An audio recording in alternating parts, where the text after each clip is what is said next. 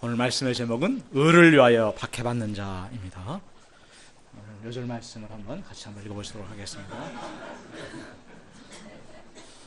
뒤에 요즘 이런 세상입니다. 광고가 그냥 시작. 의를 위하여 박해받는 자는 복이 있나니 천국이 그들의 것임이라. 걸어가신 아버지 하나님, 저희가 이 땅에 발을 붙이고 살지만은 주님께서는 저희를 천국 백성으로 부르시고 그 백성에 합당한 말씀을 주셔서 참 저희를 인도하시는 것을 참으로 감사합니다. 저희가 부족하지만 믿음으로 살 수 있도록 도와주시고 이 말씀에 순종할 수 있는 힘을 덧입고 순종할 수 있도록 힘주시기를 간절하게 기도하고 원합니다. 그래서 정말 세상이 누릴 수 없는 천국의 복을 누리는 저희가 되게 하여 주시기를 간절히 기도합니다. 말씀 가운데서 저희가 주님 앞에 나아가기를 사모하니 주님께서 성령으로 저희 각 사람의 마음 가운데 찾아와 주시기를 간절하게 기도하고 원합니다. 우리 안정을 불쌍히 여겨주십시오. 우리 주 예수 받들어 기도했습니다. 아멘. 오늘 말씀에서도 복이 있나니가 반복되어 나옵니다. 이 복은 말씀드린 것처럼 즐거움이란 뜻으로서 세상의 쾌락과는 달리 신성한 즐거움, 죽음을 초월한 영원한 즐거움으로서 최고의 행복한 상태를 말합니다. 지난 시간에 이어서 계속해서 어떤 자가 이 복을 누리는지를 살펴보고자 합니다. 넷째로 의에 줄이고 목마른 자가 이 복을 누리게 됩니다. 6절을 보십시오. 같이 한번 읽어봅시다. 시작. 의에 줄이고 목마른 자는 복이 있나니 저희가 배부를 것이며. 어릴 적 시골에서 이 어른들을 보면은 인사를 보통 진지 드셨습니까? 이렇게 인사를 드렸습니다. 굿모닝, 굿된 모르겐 이렇게 한 대신에 식사를 했는지 안 했는지를 우리에게 안부를 물었습니다. 아마도 이런 인사는 우리 조상들이 얼마나 과거에 힘든 세월을 보냈는지를 잘 말해주는 것 같습니다. 하나님의 크신 은혜로 오늘날은 이 먹는 문제가 어느 정도 해결된 가운데서 사람들은 그 대신에 다양한 것들에 관심을 갖고 살아가는 것 같습니다. 성별에 따라서 나이대에 따라서 다양한 무엇을 관심을 갖는가 궁금해서 한번 찾아봤습니다. 먼저 여자입니다. 10대들은 연예인 오빠들의 관심이 많습니다. 20대는 옷과 화장품, 명품들, 또 이것을 사줄 남자에 관심이 많다고 합니다. 30대는 피부과, 성형외과, 늙지 않는 법에 관심을 갖는다고 합니다. 40대는 재테크와 주식, 부동산, 50대 주부는 아들 자랑, 딸 자랑, 집 자랑, 강아지 자랑, 자랑할 것이 없으면 그 다음에는 며느리 흉을 보기 시작한다고 합니다. 60대는 건강상식에 관심이 많아서 뭘 먹어야 건강한지 의사들보다 더 잘한다고 합니다. 남자는 10대는 게임, 20대는 군대와 취업, 30대는 결혼과 직장만, 40대는 명태와 정력, 보양식에 관심이 많고 50대는 이혼이라고 합니다. 이혼하려고 하는 것이 아니라 이혼 당할까 봐서 관심이 많은데 우스갯소리로 이사 갈 때는 마누라가 제일 좋아하는 물건을 꼭 껴안고 있다고 합니다. 이건 버리지 않겠지 한다는 것입니다. 60대는 애완견 해피라고 합니다. 집안에 들어가면 유일하게 반겨주는 것이 애완견이기 때문이라고 합니다. 좀 공감이 가는지 모르겠습니다. 세상 사람들의 주된 관심사인데 가만히 들여다보면 정말 인생이라는 것이 무엇인가 서글퍼지는 것 같습니다. 남자는 그 인생이 해피 애완견과 함께 저물어 가고 여자는 이생의 자랑들과 며느리 흉보기로 세월을 보낸다면 얼마나 비참한 인생입니까? 많은 사람들이 그래서 허무해하고 우울해하는 것 같습니다. 사람들이 새벽부터 밤늦게까지 뭔가 열심히 살아가지만 그것들이 인생에 참 만족과 행복을 주지는 못합니다. 이는 어거스틴이 시작한 대로 우리 인간에게는 하나님 한 분 외에는 채울 수 없는 영혼이라는 그 빈 방이 있기 때문입니다. 오늘 말씀에서 의에 줄이고 목마르다는 것은 무엇을 말할까요? 내 안에 의로운 것이나 선한 것이 없고 순간순간 죄악덩어리일 뿐임을 깨닫고 가난하고 애통한 심령으로 하나님께 나아가게 된 후에 생기는 것입니다. 이제는 하나님의 은혜가 아니면 살 수 없는 존재임을 깨닫고 더욱더 가까이 하나님께 나아가서 하나님과의 관계를 바르게 하는 것입니다. 그 심령과 영혼을 오직 하나님 한 분만으로 채우고자 갈망하며 더욱더 나아가는 것입니다. 날마다 주님 없이는 살 수 없습니다. 고백하며 주님을 붙드는 것입니다. 누가복음 15장에서 집단한 탕자는 거의 굶어 죽게 되어서 아버지께 돌아와서 아버지, 내가 하늘과 아버지께 죄를 지었사오니 하면서 집으로 돌아왔습니다. 그리고 지금부터는 아버지의 아들이라 일컬음을 감당치 못하겠나이다 하며 가난하고 애통한 심령으로 아버지 앞에 무릎을 꿇었을 때 아버지는 아들의 그 모든 것을 다 회복시켜 주셨습니다. 그런데 이 다시 들어온 아들이 자기 방에 박혀서 예를 들어서 혼자 스마트폰만 하고 있거나 나름대로 헛생각, 먼 나라 생각만 하고 있다고 생각해 보십시오. 그가 행복해질 수 있을까요? 우리가 부모가 되어보지만 애들이 학교 갔다 와서 자기 방에 쏙 들어가서 박혀 있으면 얼마나 서운하고 또 답답하고 복창이 터집니까? 하나님 아버지와 우리 인간의 관계성도 마찬가지라고 생각이 됩니다. 회개하고 하나님 아버지께로 돌아왔으면 아버지와 적극적으로 깊은 관계성을 맺어가는데 온 마음과 정성을 쏟아부어야 거기에 참다운 행복이 있습니다. 과거에 자신이 오해했던 부분들, 나름대로 힘들었던 부분들을 솔직하게 털어놓을 때 관계성이 맺히기 시작합니다. 또 아버지는 아버지 나름대로 조곤조곤 그 마음과 생각들을 이야기해가면서 서로 마음이 통하고 이해와 신뢰가 깊어져 갈 때 거기에 행복이 있습니다. 이 세상에서도 자식이 부모의 그 사랑과 깊은 속뜻을 이해하기까지는 많은 시간이 걸립니다. 하물며 피조물인 인간과 창조주 하나님 아버지와의 관계는 말할 것도 없을 것입니다. 우주 만물을 창조하시고 지금도 그 뜻대로 다스리고 계신 그 권능과 지혜의 하나님, 타락한 인생들을 구원하시기 위해서 4,000년 전에 아브라함을 부르시고 그 약속대로 2,000년 전에 예수님을 보내주신 그 신실하신 섭리의 하나님, 성육신하셔 이 땅에 오신 예수님, 또 십자가에 담겨져 있는 그 하나님과 그 하나님의 그 사랑과 긍휼의 세계, 은혜와 진리의 그 세계들을 우리 미천한 인간들이 어찌 다 헤아릴 수 있겠습니까? 장차 자칭 큰 자였던 사울은 이 땅에 오신 그 주님, 그 부활의 주님을 만나고 나서 그가 자랑스럽게 여겨왔던 문벌이나 학벌들, 지식들, 율법, 철학 등 자랑할 만한 것들을 다 해로 여겼습니다. 심지어는 배설물처럼 버리고자 했습니다. 이는 그에게서 주 예수 그리스도를 아는 지식이 가장 고상하였기 때문이었고 또 그리스도를 얻고 그 안에서만 발견되려 하였기 때문이었습니다. 바울에게는 오직 예수님밖에 없었습니다. 그는 예수님을 알고자 또 얻고자 하는 열망으로 불타올랐습니다. 시편 기자도 42편 1절 2절에서 하나님이여 사심의 시냇물을 찾기에 갈급함같이 내 영혼이 주를 찾기에 갈급하나이다. 내 영혼이 하나님 곧 살아계시는 하나님을 갈망하나니 내가 어느 때에 나아가서 하나님의 얼굴을 배울까? 라고 고백했습니다. 유대 지방에서는 건기가 되면 비 한 방울 내리지 않는다고 합니다. 그 뜨거운 태양 아래서 사슴이 목이 타서 정신없이 물을 찾아 헐떡이는 것 같은 그런 목마름으로 그는 하나님을 찾았습니다. 영문성에서도 그 갈급함을 팬트, 헐떡이다로 표현하고 있습니다. 이렇게 줄이고 목마른 자들에게 저희가 배부를 것이며 주님께서는 약속하셨습니다. 우리에게 주님을 향한 그 갈망이 클수록 우리 안에 채워지는 그 주님의 은혜도 더욱더 커지게 됩니다. 죄의 세력과 영향권에서 점점 벗어나게 되고 사단을 대적하고 물리칠 수 있는 힘도 덧입게 됩니다. 제멋대로 엉망인 그런 삶들이 규모와 질서가 생기게 되고 점점 빛된 삶으로 변화되어 가게 됩니다. 자신도 모르게 예수님을 닮아가는 거룩한 제자로 성장하게 됩니다. 지혜로운 한 원주민 할아버지가 손자에게 말했습니다. 내 가슴속에서 두 마리의 늑대가 싸우고 있는 것처럼 느껴진단다.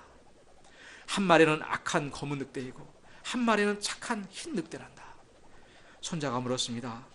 할아버지 가슴속에서 싸우는 두 마리 중에서 누가 이길까요? 할아버지가 내가 먹이를 주고 양육한 놈이 이긴단다. 할아버지는 대답하였습니다. 마찬가지로 내가 영적인 사람이 되는가 육적인 사람이 되는가 하는가는 곧 결국에는 나의 선택과 결단에 달려있는 것입니다. 명절 축제날 끝날 굶주림과 목마름으로 고통하는 인생들을 주님께서는 부르짖어 초청하셨습니다. 요한복음 7장 37절에서 누구든지 목마르거든 내게로 와서 마시라 말씀하셨습니다.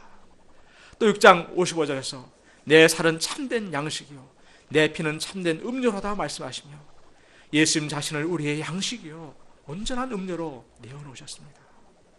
그리고 54절에서 이렇게 주님의 그 살을 먹고 마시는 자에게 영생을 선물로 주시며 마지막 날에는 다시 살리시겠다고 약속해 주셨습니다. 제가 내면의 굶주림과 갈급한 가운데서 세상의 것들에게 나아가지 않고 주님의 이 초청하시는 음성에 응답하는 자들이 될 수 있기를 간절히 기도합니다. 세상 것들은 마른 땅을 잠깐 적시며 지나가는 가랑비처럼 갈증만 더해주지만 우리가 진정으로 주님을 갈망해 갈 때 심령 깊숙이 참 만족과 배부름이 있습니다. 영혼이 강건해지고 풍성해지는 축복을 누리게 됩니다. 양들을 도울 수 있는 내적인 강건함을 덧입을 수 있습니다. 세상의 죄된 소원들이 시들시들해지고 저절로 물러가게 됩니다. 저도 양식을 써서 먹기로 결단하고 어찌든지 주님을 향한 갈급함으로 성경 다독과 소감으로 말씀을 가까이 하였을 때 이를 체험하게 되었습니다. 지금까지 네 가지 복은 하나님과의 관계성에서 오는 복이라면 앞으로 보게 될 네 가지 복은 사람들과의 관계성에서 그리스도인의 성품이 어떠해야 하는가, 또 어떻게 해야 복을 받을 수 있는가를 말해줍니다. 다섯째로 긍휼히 여기는 자가 복을 받습니다. 7절 말씀을 같이 한번 읽어봅시다. 시작. 긍휼히 여긴 자는 복이 있나니 그들이 긍휼히 여김을 받을 것이며. 요즘 학교에서는 왕따 문제가 아주 심각한 문제라고 합니다. 좀 튀는 행동, 예를 들어서 잘난 척하거나 이쁜 척, 착한 척하는 행동을 하거나 이기적인 행동이나 소극적인 행동, 또 눈치 없는 행동을 하는 아이를 낙인 찍어서 여러 사람이 합세해서 따돌리는 것입니다. 이게 심하게 되면 견디다 못해서 자살을 하는 경우도 종종 발생합니다. 이런 현상의 배후에는 죽이고자 하는 그 사단의 세력이 있습니다. 그런 데서 쾌감을 느끼는 사단의 세력입니다. 그런데 하나님의 눈으로 우리 자신을 돌아보면 우리는 다 왕따감입니다. 하나님 앞에서 주제를 알지 못하고 교만하고 자신밖에 모르는 이기적인 자요, 두려움으로 소극적인 자요, 자기중심적이어서 눈치 없는 모습이 정말 딱 우리의 모습입니다. 조금의 정도 차이일 뿐 50보 100보입니다. 그런데 우리 주님께서는 이런 우리를 정죄하지 않으시고 따시키지 않으셨습니다. 오히려 함께 해주시고 사랑과 섬김으로 또 말씀으로 우리를 돌봐 주심으로 우리가 다시 회복되어 건강하도록 도와주셨습니다. 우리의 그 모든 고통과 상처를 싸매 주시고 바르고 건강해질 수 있도록 회복시켜 주셨습니다. 우리 주님의 그 긍휼의 마음을 우리는 선한 사마리아인의 비유에서 잘 볼 수가 있습니다. 한 사람이 여리고로 내려가다가 강도를 만났습니다. 옷이 다 벗겨지고 두들겨 맞아서 거반 죽은 것처럼 그런 상태가 되어버렸습니다. 제사장이 이를 보고 지나갔습니다. 레위인도 지나갔습니다. 그런데 유대인들이 그렇게 멸시하던 사마리아 사람 하나가 지나가다가 이를 보고 불쌍히 여겨서 가까이 다가가서 기름과 포도주를 그 상처에 붓고 싸매고 자기 짐승에 태워 주막으로 데려와 돌보아 주었습니다. 그리고 주막 주인에게 2데나리온의 돈을 주면서 이 사람을 돌보아 주라. 비용이 더 들면 내가 돌아올 때 갚으리라 하였습니다. 이 사람은 그 강도 만나 죽게 된 사람이 다시 살아날 수 있도록 자신의 시간과 물질을 들여서 돌보아 주었습니다. 이처럼 긍휼은 자신이 그 사람의 입장이 되어서 그 사람의 처지를 깊이 이해하고 동정할 뿐만 아니라 나아가 그 고통이 제거되기까지 희생하여서 돕는 것을 말합니다. 주님께서는 누가복음 10장 37절에서 너도 가서 이와 같이 하라고 명령하셨습니다. 세상은 부모나 형제라 할지라도 자기에게 손해가 될 것 같으면 얼굴을 돌려버리는 비정하고 이기적인 세상이 되었습니다. 그러나 이런 세상 속에서도 나를 긍휼히 여기신 그 주님을 기억할 때 우리는 양들을 긍휼히 여길 수가 있습니다. 시간과 물질을 들여서 희생해도 기쁨과 감사를 잃지 않을 수 있습니다. 주님께서는 세상이 버린 나, 사단에게 두들겨 맞아서 거반 죽은 것과 같이 된 나를 먼저 찾아오셔서 돌보아 주셨습니다. 그리고 십자가에서 그가 징계를 받으심으로 우리가 평화를 누리게 되었고 그가 채찍에 맞으심으로 우리가 나음을 입게 되었습니다. 내가 양들 이웃을 긍휼히 여길 때 내게 주어지는 가장 큰 축복은 내가 하나님으로부터 긍휼을 다시 여김을 받게 되는 것입니다. 어떤 나이든 부인이 빌레그레암 목사님에게 이런 편지를 보냈습니다. 목사님, 저는 올해 65입니다. 아이들은 모두 출가했고 남편도 죽었습니다. 저는 세상에서 가장 외로운 사람입니다. 목사님은 이 부인에게 자신의 신앙과 소유를 주위 사람들과 나누는 법을 찾아라 보라고 권면을 하였습니다. 몇 주일 후에 그 부인으로부터 이런 편지가 왔습니다. 저는 동네에서 가장 행복한 사람입니다. 이웃과 나누는 데서 새로운 기쁨과 행복을 찾았습니다. 혼자만의 삶을 사는가, 아니면 긍휼히 여기는 자의 삶을 사는가가 행복과 불행을 좌우함을 우리는 잘 볼 수가 있습니다. 내가 이웃을 긍휼히 여기면 내가 손해보고 비참하게 되는 것이 아니라 더 큰 주님의 긍휼이 내게 임하게 됩니다. 이 약하고 험한 세상에서, 또 사고와 질병이 끊이지 않는 세상, 몇 시간 바로 후를 예측할 수 없는 이 세상에서 우리가 혼자 살아갈 수 있을까요? 또 이 죄악된 나, 입술이 부정한 나를 죄는 죄로, 악은 악으로 갚는다면 우리가 한시라도 살아남을 수 있을까요? 우리는 정말로 그 주님의 긍휼하심이 있어야 살아갈 수 있는 그런 존재입니다. 주님의 품 안과 같은 그 주님의 보호하심이 없으면 한시도 살아갈 수 없는 그런 존재입니다. 내가 어려움 가운데서 있는 형제나 이웃, 양들을 긍휼히 여길 때 주님께서는 물 한 그릇에도 상을 치 않으리라 약속하셨습니다. 상을 치 않으리라는 것은 반드시 상이 있다는 강조의 표현인 것입니다. 긍휼히 여기는 것은 하나님의 마음이요 우리 주님의 마음입니다. 이 하나님의 마음, 주님의 마음을 품고 사는 자는 늘 하늘에 평안이 있습니다. 따뜻한 사랑과 감사가 그 안에 넘칩니다. 그러나 자기 생각으로 자기를 위해 사는 자는 늘 어둡고 불안한 삶을 살 수밖에 없습니다. 긍휼히 여기는 자는 복이 있나니 그들이 긍휼히 여김을 받을 것이며, 여섯째로 마음이 청결한 자가 복을 받습니다. 8절로 보십시오. 마음이 청결한 자는 복이 있나니 그들이 하나님을 볼 것이며. 하나님은 창조주이시고 높고 거룩하신 분이십니다. 또 영이십니다. 빚어버리는 인간이, 또 죄로 인하여 육체가 되어버린 인간이 이 육신의 눈으로 하나님을 볼 수가 없습니다. 그러나 내가 하나님 앞에 죄인됨을 깨닫고 가난하고 애통한 마음으로 주님을 붙들게 될 때 성령께서는 우리의 마음의 눈을 열어주십니다. 그리고 높고 높으신 하나님, 모든 것 위에 계신 하나님, 그러나 어머니의 손길과 같이 따스하신 그분의 손길을 느낄 수 있게 해주십니다. 그분과 함께, 그분의 함께 하심을 느끼게 해주시고, 그분의 음성을 들을 수 있게 해주시고, 그분의 마음을 알게 해주십니다. 이러한 체험을 하나님을 본다라고 표현하고 있습니다. 이것은 하나님의 자녀가 누릴 수 있는 최고의 복 중의 하나입니다. 집안에서 같이 살아가는데 자식이 아빠 엄마를 보지도 못하고 듣지도 못하고 느끼지도 못한다고 생각해 보십시오. 이 얼마나 불행하고 불쌍한 일입니까? 그러나 매일 함께 하시는 그 부모님의 사랑과 돌봄의 손길을 느끼면서 그 음성을 들으며 자라나는 아이의 축복을 또 생각해 보십시오. 이 얼마나 아름답고 복된 삶입니까? 하나님께서는 이 하나님을 보는 축복을 무엇보다도 마음이 청결한 자가 누리게 된다고 약속하셨습니다. 마음이 청결하다는 것은 마음이 깨끗한 것을 말합니다.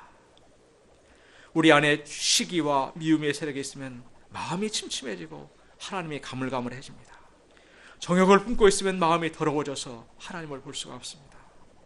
하나님보다 세상적인 것들, 인정이나 사랑이나 물질 등에 더 마음이 빼앗겨 있으면 이것들에 가리워져서 하나님이 보이질 않게 됩니다. 또 우리가 두 마음을 품고 있으면 이는 청결하지 않은 마음입니다. 야고보서 4장 8절을 보면 하나님을 가까이 하라. 그리하면 너희를 가까이 하시리라. 죄인들아 손을 깨끗이 하라. 두 마음을 품은 자들아 마음을 성결하게 하라 고 말하고 있습니다. 불멸의 음악가 베토벤은 어릴 적부터 세계적인 명성을 누렸습니다. 하지만 27세 무렵에 중이염으로 귀가 잘 들리지 않게 되었습니다.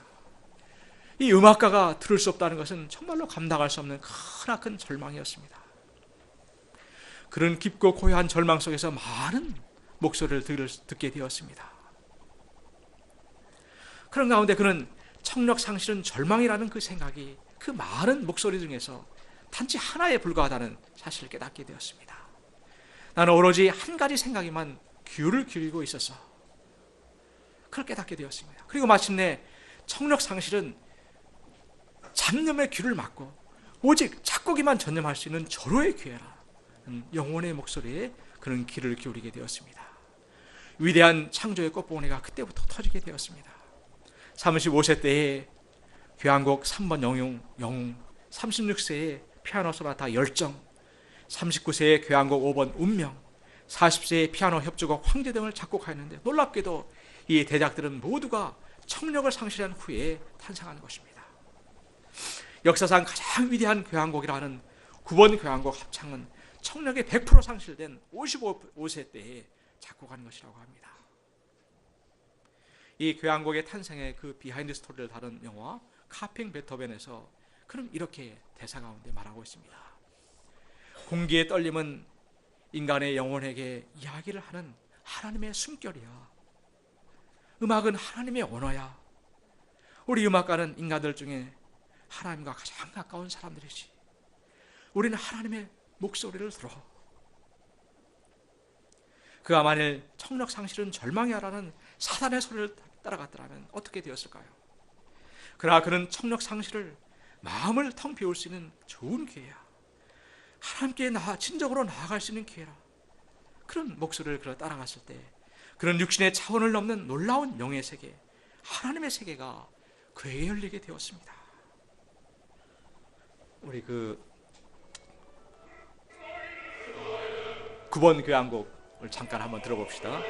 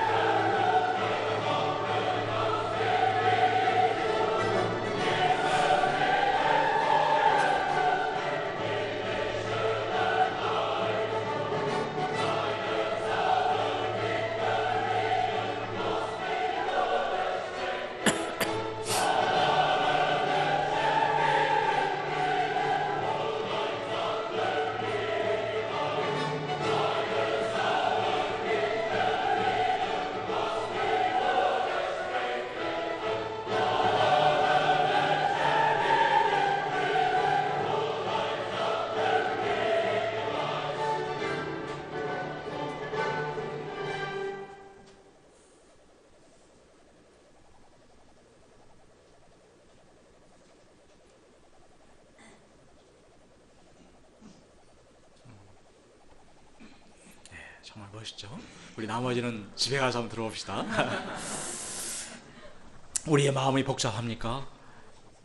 온갖 절망적인 소리들로 인해서 내 마음이 시끄럽습니까? 그러나 이 절망은 베토벤처럼 우리가 하나님을 볼 수 있는 절호의 찬스가 될 수 있습니다. 우리가 이를 영접할 때 하나님께서는 오히려 이 기회를 통해서 나와 우리의 자녀들, 양들을 육신으로는 도저히 만들 수 없는 불후의 명작으로 만드실 것입니다. 7째, 화평케 하는 자가 복이 있습니다. 화평케 하는 자는 복이 있나니 그들이 하나님의 아들이라 일컬음을 받을 것이며. 아담의 범죄 후에 인류의 역사는 갈등과 싸움의 역사라고도 해도 과언이 아닐 것입니다. 에덴에서 쫓겨난 아담은 가시덤불과 엉겅퀴가 가득한 땅을 경작하면서 이마에 땀을 흘려 먹고 사는 힘든 고통스러운 현실에 직면하게 되었을 것입니다. 그러나 아마 왜 당신이 선악과를 따먹어서 이 고생을 시키는 거예요? 하와를 원망했을 것입니다. 하와는 아마 그 말 듣고 가만히 있었을까요? 아니, 당신이 가정의 머리요, 제사장인 당신은 뭐하고 있었어요? 그때 말렸으면 이런 일이 없었을 거 아니에요? 같이 따먹고 나서는 딴소리야. 이렇게 아마 대들었을 것입니다. 카인은 가장 사랑해야 할 동생을 시기심과 질투로 분노로 죽이고 말았습니다. 오늘날 현대는 어떻습니까? 당장과 같은 아파트에서 또 빌라에서 다닥다닥 붙어 살면서 이웃 간에도 층간 소음 문제, 주차 문제, 심지어는 애완견 문제로 갈등이 끊이질 않습니다. 심지어는 형제 간에도 부부 간에도 원수처럼 등을 돌리고 사는 경우도 있습니다. 이러한 모든 문제의 근원에는 죄가 있습니다. 이 죄는 하나님과 인간 사이를 갈라놓아서 원수가 되게 하였습니다. 또 사람과 사람 사이를 갈라놓았습니다. 예수님께서는 이런 생들을 위해서 오셨고 화평을 위한 친히 화목제물이 되셨습니다. 에베소서 2장 14절 같이 한번 읽어보시다. 시작. 그는 우리의 화평의 신지라 둘로 하나를 만드사 원수된 것 곧 중간에 막힌 담을 자기 육체로 오시고, 따라서 예수 그리스도를 통해서 죄사함을 받고 화평케 된 사람만이 진정으로 화평케 하는 직분을 감당할 수가 있습니다. 아브라함은 믿음의 조상이면서 진정으로 우리가 본받아야 할 피스메이커였습니다. 목초지가 부족해서 목자들이 서로 다투자 아브라함은 조카를 불러서 말했습니다. 너와 나는 한 골육이 아니냐. 내 목자들과 내 목자들이 서로 다투어야 되겠느냐. 네 앞에 얼마든지 땅이 있으니 따로 나가서 네가 좋아하는 땅을 차지해서 살림을 차려라. 네가 왼쪽을 차지하면 나는 오른쪽을 가지겠고, 네가 오른쪽을 원하면 나는 왼쪽을 택하겠다. 아브라함에게는 평화가 재산보다도 더 소중했습니다. 그래서 자기가 손해를 본다 할지라도 형제 사이가 잘못되지 않기를 바랬습니다. 이런 아브라함을 하나님께서는 기뻐하시고 동서남북을 다 주시겠다고 약속하셨습니다. 사단은 지금도 밤낮으로 교묘하게 역사하여서 사람과 사람 사이를, 그 믿음과 사랑의 관계를 갈라놓습니다. 그래서 사도 바울은 에베소서 4장 3절에서 평안에 매는 줄로 성령이 하나 되게 하신 것을 힘써 지키라고 명령했습니다. 이는 하나된 인간관계가 깨어지지 않도록 최선을 다하라는 것입니다. 힘써 지킨다는 것은 로마의 검투사들이 자기 차례가 되어서 그 경기장에 마지막으로 들어갈 때 그를 훈련시킨 조교가 마지막으로 한마디 하는 단어가 스푸타죠. 힘써 지키라 라는 뜻이라고 합니다. 이는 죽지 않으려면 죽을 힘을 다해 싸우라는 그런 의미였다고 합니다. 우리는 또한 이 평화를 지키기 위해서 온 힘과 노력을 다해야만 함을 가르쳐주고 있습니다. 인간관계는 참으로 유리그릇과 같아서 조금만 잘못하면 금방 깨어져 버립니다. 작은 오해들이 시작되어서 금이 가기 시작합니다. 관계성을 잘 맺는 데는 수십 년이 걸리지만 그것을 무너뜨리는 데는 1분도 안 걸립니다. 이렇게 화평케 하는 역사에 힘쓰는 자는 하나님의 아들이라고 칭함을 받게 됩니다. 한 나라의 대통령의 아들만 되어도 참으로 대단한데 하나님의 아들이라고 불린다는 것은 참으로 고귀하고 영광스럽게 되는 복을 말해주고 있습니다. 보이지 않는 곳에서 비난하고 불신을 심어서 관계성을 파괴하는 자는 사단 마귀의 자식입니다. 그러나 보이지 않는 곳에서 어찌든지 서로가 하나 되게 하기 위해서 모든 수고를 아끼지 않는 자, 피스메이커 하는 역할을 하는 자는 하나님의 아들이다 인정을 받게 되고 존귀와 영광을 받게 됩니다. 8째로 의를 위하여 핍박을 받는 자가 복이 있습니다. 10절 12절을 보십시오. 우리 같이 한번 읽어봅시다. 시작. 의를 위하여 박해를 받는 자는 복이 있나니 천국이 그들의 것입니다. 나로 말미암아 너희를 욕하고 박해하고 거짓으로 너희를 거슬려 모든 악한 말을 할 때에는 너희에게 복이 있나니 기뻐하고 즐거워하라. 하늘에서 너희의 상이 흠이라. 여기에서 의란 예수님을 말합니다. 우리가 예수님을 영접하고 주님을 위하여 살면, 또 의롭고 진실되게 살고자 하면 세상에 참 훌륭하다 칭찬해 주는 것이 아니라 오히려 감옥에 끌려가거나 순교를 당하는 박해를 받기도 할 것이며, 또 욕을 해대고 모든 악한 말로 중상모략을 할 수 있음을 말해주고 있습니다. 주님께서는 이것이 이상한 것이 아니라 요한복음 15장 18, 19절에서 당연하다고 말씀하십니다. 세상이 너희를 미워하면 너희보다 먼저 나를 미워한 줄 알라. 너희가 세상에 속하였으면 세상이 자기의 것을 사랑할 것이나 너희는 세상에 속한 자가 아니요 도리어 내가 너희를 세상에서 택하였기 때문에 세상이 너희를 미워하느니라 말하고 있습니다. 우리 주님께서는 또 베드로의 신앙 고백 후에 드러내어놓고 십자가와 고난의 길을 말씀하시고 가르치셨습니다. 그래서 자기가 예루살렘에 올라가 장로들과 대제사장들과 사회관들에게 많은 고난을 받고 죽임을 당하고 제3일에 살아나야 할 것을 제자들에게 비로소 가르치기 시작하셨습니다. 이를 말리는 베드로를 사단이라고 책망하셨습니다. 그리고 24절에서 아무든지 나를 따라오거든 자기를 부인하고 자기 십자가를 지고 나를 쫓을 것이니라. 누구든지 제 목숨을 구원코자 하면 잃을 것이요 누구든지 나를 위하여 제 목숨을 잃으면 찾으리라 분명하게 말씀하셨습니다. 예수님의 변화된 제자들은 당당하게 이 길을 갔습니다. 사도행전 5장 40절에서 보면 당국은 사도를 불러들여서 채찍질하며 예수의 이름으로 말하는 것을 금하고 풀어주었습니다. 그때 사도는 41절에서 그 이름을 위하여 능욕받는 일에 합당한 자로 여기심을 기뻐하였다 말하고 있습니다. 그들은 살이 터지는 채찍을 맞고서도 내가 진짜로 예수님의 제자가 되었구나, 제자로 인정받게 되었구나 생각을 하면서 기뻐하였습니다. 평소 어려움이 없을 때는 그 사람이 정말 믿음의 사람인가 아닌가, 제자인가 세상 사람인가가 잘 구별이 되질 않습니다. 그러나 어려움과 고난이 오면 그 소속이 분명해집니다. 초대교회 성도들은 로마 황제를 신이라고 인정만 하면 살아남을 수가 있었습니다. 당시 로마의 통일과 번영의 정점에 있던 황제에 대한 숭배는 그것을 거절하는 것을 국가에 대한 그들은 반역으로 몰아갔습니다. 그러나 초대 성도들은 구주 예수님을 배반할 수가 없었습니다. 그들은 몇 세대에 걸쳐서 수십만의 성도들이 투옥과 화형, 십자가형에 처해졌습니다. 원형 경기장에서 굶주린 사자들의 밥이 되어갔습니다. 그러나 그들은 현장에서도 주님을 사모하는 찬송을 불렀고 주님의 이름을 부르면서 순교의 길을 갔습니다. 정든 고향을 떠나서 토굴에서 숨어서 평생을 숨어 살기도 하였습니다. 서기 1세기뿐만 아니라 21세기를 사는 오늘에도 차로 몇 시간만 가는 북한에도 이러한 핍박이 있습니다. 북한의 남포 지역에서 지난 2005년에 102명의 그리스도인들이 핍박을 당하고 순교한 사실이 탈북 안전부 출신의 요원을 통해서 세상에 알려지게 되었습니다. 이 사건은 북한 최대의 그리스도의 박해 사건이었으며 더욱이 이 102명의 북한 사람들은 서울에서 송출되는 극동방송만을 듣고 예수님을 믿게 된 것으로 알려져서 더 놀라움을 더해주고 있습니다.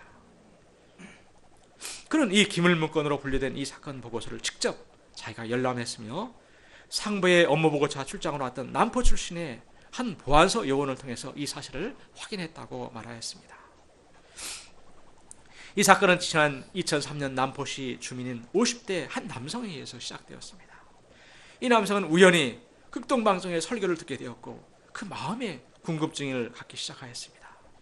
생전 처음 들어보는 내용이라서 호기심을 갖고 경청을 해가던 중에 그는 점차 믿음을 갖게 되었고 넉 달간 청취한 그 방송 내용을 마짐없이 기록하게 되었다고 합니다. 무려 700쪽에 이르는 그런 양을 기록하게 되었습니다.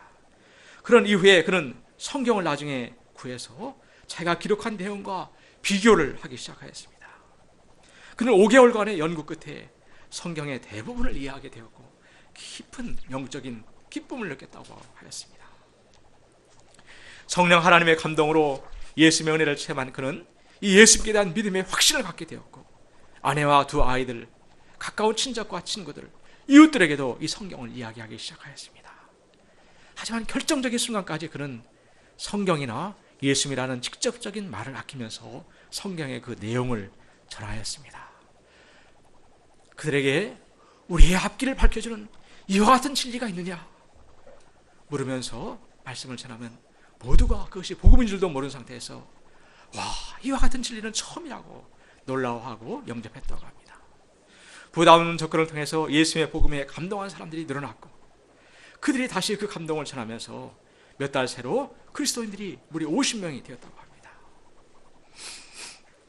이 무렵에 그는 이 내용이 성경에 쓰여있는 그런 내용임을 실토하였습니다. 그러나 이미 깊은 은혜를 체험한 그들은 공개 총살형이라는 위협 속에서도 신앙을 떠나지 않았고 사도행전 속의 초대 교회들처럼 서로 돕고 의지하면서 서로 믿음을 나누는 건강한 신앙 공동체를 이루며 살아갔습니다. 후에 그들은 방송 청취시설을 대담하게 설치해서 성도들과 함께 극동방송을 청취했고, 이 파급 효과로 지하 교인들이 100명대로 늘어났다고 합니다. 한 사람으로부터 시작된 복음의 씨앗이 성경 말씀대로 100배의 결실을 이루게 맺게 된 것이었습니다. 그런데 어느 날 이들 지하 교회에 출석하고 있던 한 대학생이 성경에 대해서 말하는 것을 우연히 듣게 된 남포시 소속의 한 안전소조원이 이를 듣고 이를 고발하였습니다. 1년간의 비밀 수사 후에 결국 관련자 102명이 모두가 체포되게 되었습니다. 이들 중 40명은 예수를 믿는다는 제목 대신에 남조선 녹화물을 불법 시청했다는 제목으로 비공개로 총살형을 처해졌으며, 나머지 62명은 정치범 수용소인 요독 15 관리소에 보내져서 현재는 생사 여부가 확인되지 않고 있다고 합니다. 이런 고난과 핍박을 당하는 자들에게 주님께서는 최고의 상급과 복을 약속해 주셨습니다. 천국이 저희 것입니다. 이 천국은 먼 미래의 것이 아니라 바로 현재 그들의 심령에 임하는 천국을 말해주고 있습니다. 주님을 따르며 당하는 핍박이 혹독할수록 이 주님을 끝까지 따르기 위해서는 세상의 것들을 다 포기하고 희생해야만 합니다. 재산, 가족들, 심지어는 자기 자신들까지도 포기해야만 합니다. 그럴 때 오직 남게 되는 것, 오직 마지막으로 절대적으로 붙들게 되는 것이 바로 주님입니다. 바로 그때 그곳에 주님께서 임재하시게 되고 그곳에 거룩한 천국이 이루어지게 됩니다. 스데반이 공회에서 온갖 거짓 증인들의 공격으로 우겨싸움을 당할 때 그의 얼굴은 천사의 얼굴과도 같았습니다. 사도행 6장 15절은 그렇게 말하고 있습니다. 공회 중에 앉는 사람들이 다 스데반을 주목하여 보니 그 얼굴이 천사의 얼굴과 같더라. 마지막 순간에도 성령이 충만하여 하나님의 영광과 및 예수께서 하나님 우편에 서신 것을 그는 보았습니다. 영국의 상원의 부대변으로서 믿음이 좋기로 소문난 한 분이 있었습니다. 그런데 그가 수단에서 핍박당하는 성도들을 17차례나 신방하면서 그는 이렇게 소감을 발표하였습니다. 핍박받는 교회의 현장에 가면 나를 꼼짝없이 겸손하게 한없이 낮아지게 만드는 것이 있습니다. 그것은 그들 안에 있는 살아있는 믿음이요 설명할 수 없는 기쁨입니다. 약이 없어서 병들어서 속수무책으로 죽어가면서도, 먹지 못해서 뼈만 앙상하게 남아있으면서도 그들의 가슴에는 기쁨이 있었습니다. 그들의 기쁨이 어디에서 오는 것입니까? 이는 먼저 고난을 당하신 주님, 십자가를 지신 그 주님, 오히려 기뻐하고 즐거워하라고 말씀하신 그 주님으로부터 왔을 것입니다. 루마니아의 공산치하에서 그 박해 가운데서 살아남은 살아있는 순교자라고 일컬을 받을 정도로 많은 고난을 받은 리차드 범브란트라는 분이 계셨습니다. 그는 해와 달과 별, 하늘이 있다는 것, 수위의 그 회색과 벽에 흰색 말고 다른 색이 있다는 것을 잊어버릴 정도로 완전히 고립된 지하 감옥에서 14년을 그는 보냈습니다. 그런 그가 이렇게 말하고 있습니다. 제가 감옥에서 보낸 14년의 횟수가 그렇게 길게 여겨지지 않았던 것은 홀로 독방에 갇혀 있으면서 믿음이나 사랑을 넘어선 어떤 기쁨을 하나님 안에서 발견했기 때문입니다. 그 기쁨이란 이 세상 어떤 것도 견줄 수 없는 아주 깊고도 독특한 황홀경과 같은 것이었습니다. 이렇게 그는 고백하였습니다. 우리 그분의 잠깐 그 말씀을 한번 볼까요?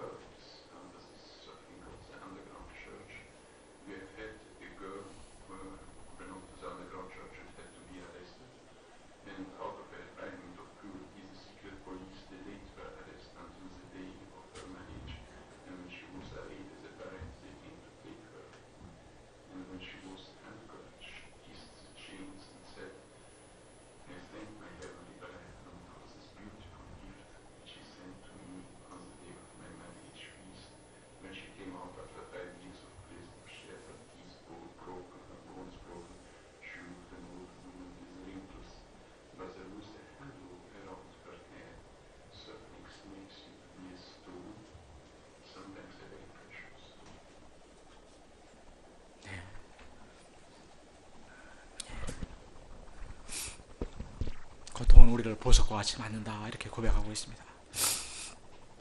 주님께서는 핍박을 하는 성도를 위해서 또 하늘의 커다란 상급을 약속해 주셨습니다. 계시록 2장 10절은 말합니다. 내가 장차 받을 고난을 두려워 말라. 볼지어다 마귀가 장차 너희 가운데서 몇 사람을 옥에 던져 시험을 받게 하리니 너희가 10일 동안 환난을 받으리라. 내가 죽도록 충성하라. 그리하면 내가 생명의 면류관을 내게 주리라 약속하셨습니다. 또 요한계시록 20장 4절은 또 내가 보니 예수의 증거와 하나님의 말씀을 인하여 목배임을 받은 자의 영혼들과 또 짐승과 그의 우상에게도 경배하지 아니하고 이마와 손에 그의 표를 받지도 아니한 자들이 살아서 그리스도로 더불어 1000년 동안 왕노릇하리니 하니, 우리 주님께서는 고난과 핍박 속에서 이 놀라운 상급인 생명의 면류관을 바라보라. 또 주님과 더불어 1000년 동안 왕노릇할 그 영광을 고난 중에서 바라보라고 말씀하고 계십니다. 그리고 고난 중에서 오히려 기뻐하고 즐거워하는 하늘의 신비를 누리라고 말씀하고 계십니다. 파트 2, 너는 세상의 소금과 빛. 13절에서 16절을 보십시오. 같이 한번 읽어봅시다. 시작. 너희는 세상의 소금이니 소금이 만일 그 맛을 잃으면 무엇으로 짜게 하리요? 후에는 아무 쓸데없어 다만 밖에 버리워 사람에게 밝힐 뿐이니라. 너희는 세상의 빛이라 산에 있는 동네가 숨기지 못할 것이요 말 아래 두지 아니하고 둥경 위에 드나니 이러므로 집안 모든 사람에게 비추느니라. 이와 같이 너희 빛을 모든 사람 앞에 비추게 하여 저희로 너희의 착한 행실을 보고 하늘에 계신 너희 아버지께 영광을 돌리게 하라. 너희는 세상의 소금이다. 너희는 세상의 빛이라. 이는 신자들이 천국 백성으로서 이와 같은 가치관을 가지고 살 때 세상에 대해서 소금과 같이 부패를 막아주고 맛을 내주는 역할을 하게 됨을 잘 말해주고 있습니다. 또 어두운 세상을 밝혀주는 빛과 같은 존재가 됨을 가르쳐주고 있습니다. 그러나 신자들이 세속주의와 육신주의, 적당주의에 물들어 세상과 차별화된 그 영성을 상실해 버릴 때 그 후에는 쓸데없어서 다만 밖에 버리워지고 사람들에게 짓밟히게 됨을 말해주고 있습니다. 저희가 참으로 이 팔복 말씀을 저희 심령에 새기고 이에 순종하는 삶을 삶으로 정말 짠 소금이요 세상의 어둠을 밝히는 빛들이 될 수 있기를 간절히 기도합니다. 우리 6절 말씀, 10절 말씀 읽고 기도하고 마치겠습니다. 시작. 의를 위하여 박해를 받는 자는 복이 있나니 천국이 그들의 것입니다. 거룩하신 주님, 세상에 알 수 없는 또 세상이 비할 바 없는 그 참 최고의 복과 기쁨과 행복을 저에게 주시고자 하시니 참으로 감사합니다. 저희 마음속에 이 주님의 귀한 말씀이 새겨지게 도와주십시오. 저에게 이 말씀을 따를 수 있는 믿음의 용기를, 또 순종할 수 있는 믿음의 용기와 담력을 주시기를 간절하게 기도하고 합니다. 부장은 감사하며 우리 주 예수 받들어 기도했습니다. 아멘.